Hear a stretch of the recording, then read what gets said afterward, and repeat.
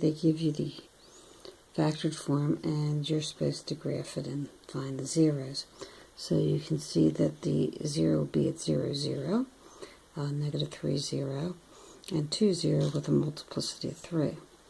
So the y-intercept is 0, 0. You mark the other zeros. This one's going to have a twist in it, and it is a degree of 5 with a negative in the lead. So it would be graphed like this with the twist. Okay, if you look at number 4, then you would have 4 is a 0 with a multiplicity of 2, and negative 1 is a 0 with a multiplicity of 3. And then to find the y-intercept, you put in 0 into these factors, and then it turns out to be 16.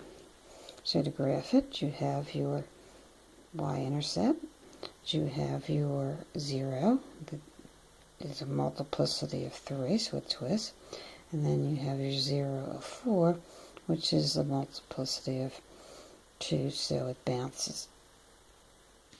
Okay, looking at number 4, you're given these zeros, so you can write the factored form. And then the multiply, you multiply the binomials that are identical. It makes it a perfect square trinomial. And then you distribute these two to multiply. So you'd multiply x times x squared, get x cubed, x times 4x gets 4x squared, and x times 4 is 4x. Then multiply by negative 3, getting negative 3x squared, negative 12x, and negative 12. Notice I lined these up. I did each row. I made each one into a row and lined up the exponents, and then I could add them up.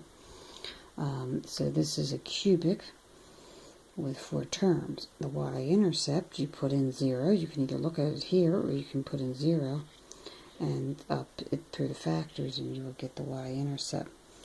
So the y-intercept is here. Here are your zeros. This one bounces, and this one, if you can see, goes straight through, and it is going to be graphed as a cubic going up.